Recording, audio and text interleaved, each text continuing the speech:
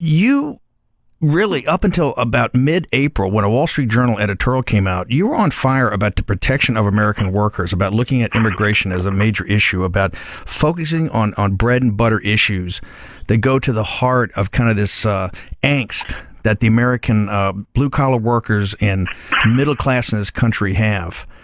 Why do you think that message is not getting out? And what did that Wall Street Journal editorial that criticized you for listening to Senator Sessions, do you think that rattled you a bit, or it got you off your game, or what's going on here?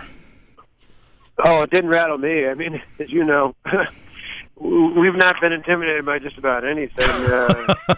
Anything politically, that's for sure. I mean, 100,000 protesters, death threats, recalls, pushback. No, I mean, I think right now, nationally in the media, it's a matter of, we were at that point, and will be, I think, going forward, but at that point, we were kind of viewed as the outsiders. And we definitely are. We're about as anti-Washington as you can get, in the sense that I took on all the Washington power structure. It was the liberals, not just the unions, but the liberals in Washington and everything else in that group we took on, and ultimately prevailed, not just in 3 elections in 4 years, but in terms of our policy, not just union policy, but you name it, every major conservative reform we've done in the country. I think what you've seen, though, right now in the polls are 3 candidates who've never held elected office before, and that's largely reflective of the frustration that many Republican primary voters have with Republican leadership in the House and the Senate, feeling like they're not listening to the base. And so I think the normal reaction, at least for now, is to say we're going to gravitate to people who are as far away from politics as possible, and therefore that means people who've never held office are right at the top of the list. I just believe in the end, I'm in Iowa today, I believe in the end, when people sit down and look and say, that's great, but do I want someone who sounds good and has never been in politics but may not be tested? Oh, okay, I agree. You're going to say, I have, whether it's a Milwaukee County executive or governor of Wisconsin, I've told people I'm going to do a handful of things, and it come hell or high water, those things get done. Let me ask you a question. I mean, that's just the bottom line. We've done it before, and I think in the end people want that. You may not hire me to build condos for you in New York City. You may not hire me to be a neurosurgeon or the CEO of HP, but I think if you were sitting back looking to hire someone and said, I want somebody who can take on Washington and win, we've got the best track record. But do it. Let me unpack this for a second. Let's leave Carly Fiorina, her 11 or 14% aside. If you combine Trump and Carson, those are a lot of, I would posit, Walker voters. That's 40%, or in some cases 48% of where the math adds up. What are the 2 or 3 policy positions and things that like you did when you were executive and ran for executive of Milwaukee County, and then when you ran for governor? What are the 2 or 3 basic things that people would say, hey, this is what Governor Walker says he's going to do. This is important enough for me to pay attention. What is it? What's the centerpiece of the domestic agenda of a President Walker administration? Day one, we sent up a bill to repeal Obamacare. We call it the Day One Patient Freedom Plan. We don't just send it up. We actually got a plan to repeal Obamacare and put patients and families back in charge of their health care decisions. But here's the key that makes it different than anything else anyone said up until now. On day one, I signed an order that requires the Congress themselves, their families, and their staff to live under the same rules as everyone else out there. That's exactly the kind of lighting a fire under their tail end to get them to go on repealing Obamacare. And I think that's central to the frustration that voters have. We were told as Republicans, if you have a Republican majority in the United States Senate to join with the House, then once they get that, they'll take a vote to repeal Obamacare. Well, heck, it's after Labor Day. There's been no vote. Correct me if I'm wrong. Correct me if I'm wrong. In the 3-hour debate the other night, were you the only guy? The Obamacare. Were you the only guy that it crossed the lips of? Was you? I didn't take notes of everything, but the only time I heard Obamacare, I thought was coming from you. That's exactly right. And I pointed out. Well, I tried to point out in the debate that's really the core. That's what people are frustrated about. That's what I'm committed to doing. Instead of spending time beating up on the other Republican candidates or having them beat up on us, we've spent our time in this campaign talking about Hillary Clinton and what's wrong with the Barack Obama administration and what we would do starting on day one to fix that. day one, top of the list, number one on our list of objectives, get rid of Obamacare once and for all, not just because it's bad policy, but because it's bad for the American economy. You want the American economy to grow? Repeal Obamacare, put patients and families back in charge, which in turn will change the marketplace and drive premiums down, rein in out-of-control regulations at the federal level, put in place in all of the above energy policy, which begins with things like approving the Keystone Pipeline and lifting the crude oil export ban, make sure people have the education and skills they need to succeed, reform things like labor law in this country so that you put the American taxpayer and worker back in charge, not the big government union bosses, and reform the tax code and lower the tax burden in this country. If we do those things, and we have an legal immigration policy that gives priority to American working families and their wages, we will have a better economy if we all do all those things. And we need more than just a Republican in the White House. We need a reformer who's actually committed to doing those things once they take office. It's not enough to have a Republican. You got to have somebody who's actually going to get it done.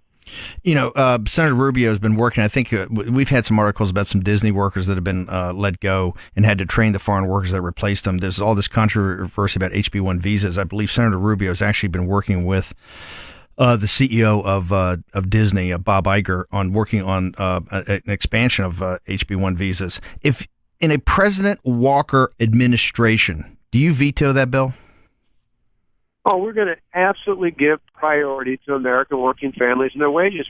In whatever we do, not just on immigration, but on trade and everything else, we should be focused on saying what is the impact on American working families and their wages. Not just what's the benefit of American corporations, but what does it mean to American workers and their families and their wages in this country. And I think that's something that's been missing, whether it's on immigration or trade, a whole bunch of other issues. To me, I'm all for free trade, but have it on a level playing field so American workers can compete with anyone in the world. Whether it's TPP, TPA, all these trade deals are not bilateral. What you would do is make sure that everything sees the light of day, everything's discussed, everything's debated, that not just K Street and the Chamber of Commerce, but also you would make sure that the American workers at least have, the workers in this country would have a seat at the table to make sure that all of these trade bills, all of this immigration policy was fully vetted, to make sure what the impact was on wages and what the impact was on workers' lives. Yeah, level the playing field so that American workers can compete with anyone, and then we give priority when it comes to our policies towards the impact on American workers and their families. I mean, that's what this should be about. In the same way I apply it to EPA and other regulations, all these things should be viewed through the scope of saying what is the impact on American working families, because this federal government on so many different levels has lost sight of the fact that what we should be doing is making it easier for families to get by, making it easier for people to live the American dream. The American dream isn't the size of your business or the size of your house, even the size of your car. It ultimately is, how do I pass on a life to my children that's a little bit better than the one I inherited from my parents? And that means we need to give priority. You talk about income inequality. It's not about having the government dictate that. It's about helping the American workers succeed, and they need a champion in the White House. Would you make sure, one of the problems we have with immigration right now is that even legal immigration, I think there's a report, and we had it up on Breitbart about a week ago, over 50% of legal immigrants, I think, are in some form of social welfare. You see the issue that's taking place in Europe right now. In your administration, would you, and by the way, that's actually against the law. Would you actually make sure the laws were enforced, the laws on the books were enforced about not just illegal, but legal immigrants, about their access to welfare and to other social benefits? Well, to me, I think there needs to be massive welfare reform overall, not only when it comes to immigration. You're right, there are programs that people are supposed to say will allow someone to sponsor something coming in as long as they're not going to be dependent on the taxpayers. And if they are, I should say, then that's a violation of the terms of that agreement. But in the larger context, I think I've done it when I stand on odds at the federal government. I think any able-bodied adult, any adult who's able to work, should be required to find work. We require people before they get public assistance to go through job training and to go through a filter to make sure they're free of drugs. I think in the larger context, when we talk about immigration and say secure the border, enforce the laws, part of enforcing the laws means not only a need-verify system that works, It means making sure that people are eligible for public assistance and they're following the laws in that regard. That's not happening across the country, and it needs to. You've seen the problems with the grassroots and the base, people that are naturally drawn to the Scott Walker message and to the Governor Walker persona. You've seen their frustration with leadership on Capitol Hill, whether it's Mitch McConnell in the Senate or John Boehner in the House. And you've seen this vacate the chair thing that's going up and may come to a climax over Planned Parenthood or others. Are you prepared to tell the base that as president from the executive branch, you will take on the type of powers that be in the Republican establishment, the corporate interest, well, I have. Take those on to fight for them? Yeah, I mean, I have, and this is one of those where you get a lot of great people in this race, but what makes us different is you don't have to wonder if we do fight these battles. We have fought these battles. When I came in with the reforms we took on with the unions, I had a vast new members of the Assembly, the lower house, 27 new members. Man, they were ready to go. When I came and talked to their caucus, it was like a moment out of the movie Braveheart. They were ready to go in the battle, cheering me on, excited. I went to the state Senate, where there were some great champions like State Senator Scott Fitzgerald, the leader, but there were some of the senators there. It was like I told them their puppy had just died. They had no interest in this. They didn't want to be pushed into this. They were reluctant at best. And I had to push back and say, no, this is what we're going to do. We told the voters we were going to push big, bold reforms. We have to do that. It's put up or shut up time, and that's exactly what we did. And I've shown we could do it at the state level. There's no doubt we can do it in Washington, and that's what the voters demanded. It's put up or shut up time in Washington.